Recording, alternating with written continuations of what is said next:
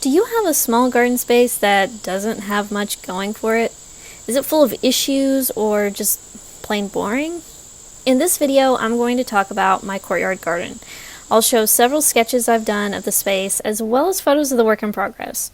Of course, I'll also show some footage of what it's like now.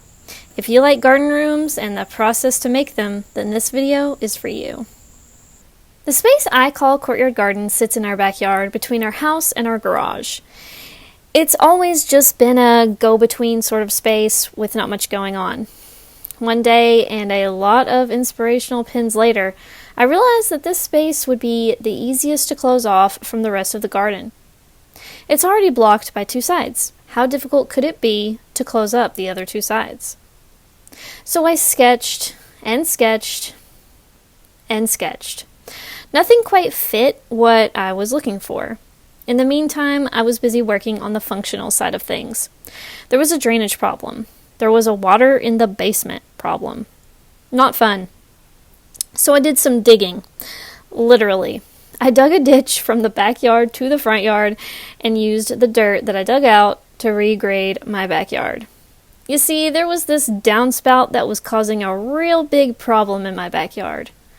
The land was also not sloping away from the house like it should, but was instead sloping toward the house.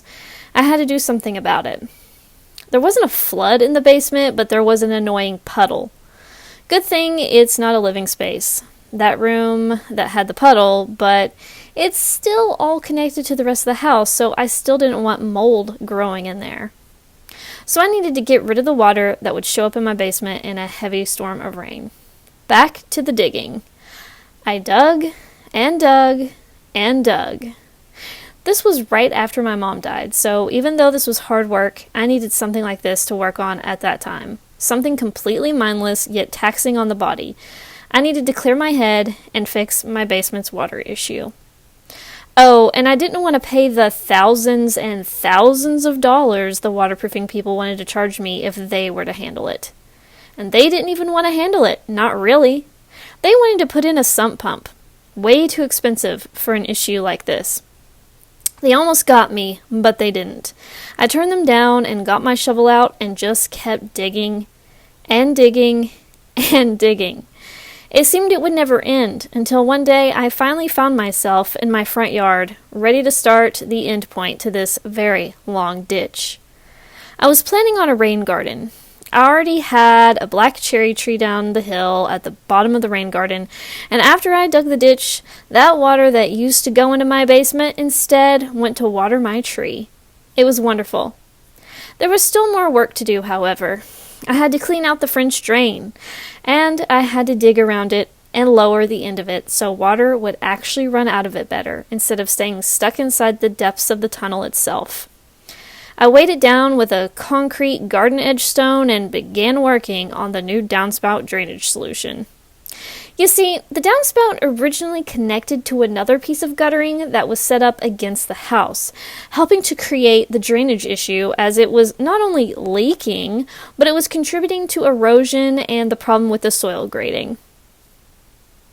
I removed the downspout extension and instead dug another ditch from the gutter downspout to the newly created gravel path.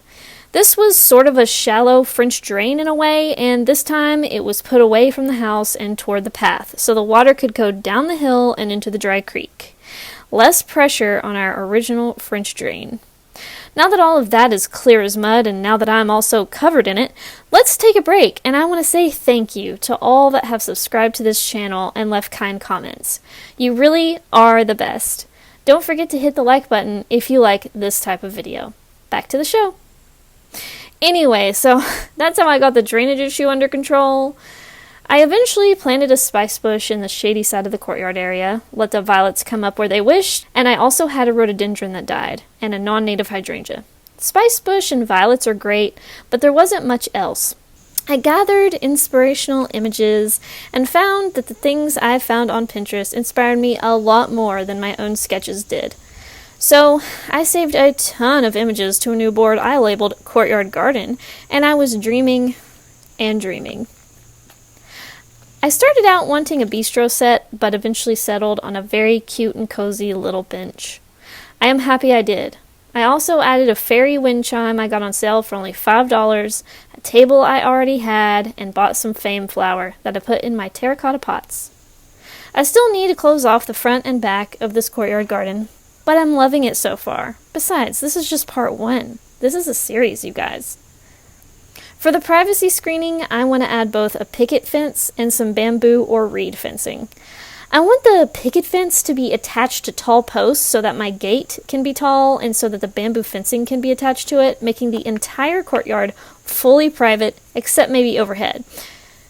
However, even adding trellising overhead has been part of my little dream, and so we will see if I can accomplish that. As for this path, it was pretty easy to make. We dug out a rectangle out of the ground and put down paver base, which is this gray, gritty paver base sand. We leveled it where we wanted a stepping stone to go, and then placed the stone and then leveled that stone. After the stepping stone is placed, we put the gravels around it. I like using Tennessee brown gravel, I think it's called, and it comes in bags, which is easier for us as we do not have a truck.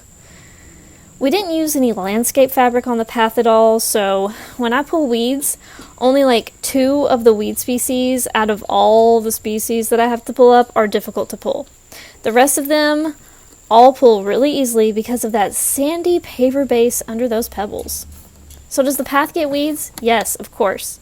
But most of them are super easy to pull out because of the paver base sand and the pebbles. I think if we had used landscape fabric, the weeds would have still come up, but would have been very hard to pull out as they would have grown through and gotten stuck to the fabric itself. Ask me how I know that. We will need to top off the little pebbles soon, but it's been lasting us for about 3 years now, so it's pretty nice that we haven't had to top off yet. It's not perfect, but it's pretty easy to build and pleasing to walk on. I can't wait until I can put up my fencing and my gates and cozy up in here and read a book in complete privacy.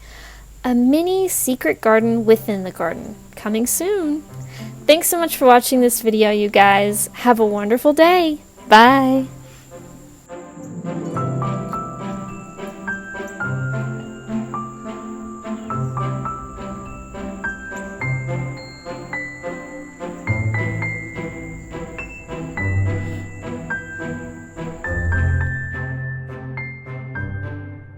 Do you need a short, quick guide to get started in wildlife gardening? Well, turns out I've got just the thing. I just came out with a new free ebook just for you, and it's called A Wild Approach to Gardening 101, and it's available on my website today at macylou.com/shop. It's free, so go check it out. What do you have to lose?